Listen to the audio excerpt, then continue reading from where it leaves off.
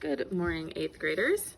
Today we are continuing on with lesson 2.3, that is writing two-step equations. I'm on page 130, so if you are not already there, please turn to page 130. So we've solved two-step equations. Now we're moving into writing two-step equations. So there are 3 steps to writing a two-step equation. Words, variable, then equation. So step 1 is we're going to describe the situation and using the only the most important words. I'll show you how this looks in just a moment. Step 2 is we are going to pick a variable. So we're going to define a variable to represent the unknown quantity. In step 3, we're going to write our equation. So we're going to translate our verbal model, so what we say, into an algebraic equation. You have already written verbal sentences as one-step equations, and some of them translate pretty easily into two-step equations.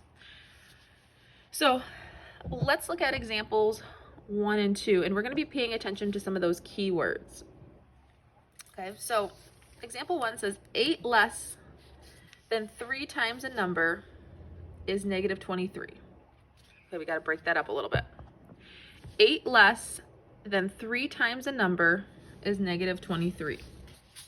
So step 1 is using the most important words. Now, in this situation, all of them are helpful. When we get into word problems, that's when it gets a little bit trickier. So we're going to just start with the word sentence. So step 1's done for us. Step 2 is we're going to pick a variable. 8 less than 3 times a number is negative 23. A number, well, there's going to be a number that gets plugged in there. I'm just going to call it n for right now. N for number. Okay, that was step 2. We let n represent the number. Step 3, we're going to write the equation. So 8 less than 3 times a number is negative 23. Wow. 8 less, that means I'm subtracting 8 from something. 3 times a number, well, that tells me that's 3n. And I'm subtracting 8 from that. The word is tells me that's equals and negative 23. So 3n minus 8 equals negative 23. Is that 8 less than 3 times a number? It is. Let's look at example 2. 13 is 7 more than 1/5 of a number. Oh, that was an easy one. Step 1's done for us. We'll look at that in our next lesson when it's in a word problem. 13 is 7 more than 1/5 of a number. I tend to repeat these and reread it and say it out loud multiple times. 13 is 7 more than 1/5 of a number. So 13 means equals 7 more than, so I'm going to be adding 7 to something, 1/5 of a number. Of means multiply, and we'll let n be our number. So picked out n. Now let's write our equation. 13 so 13 equals, and I know they did it right there, but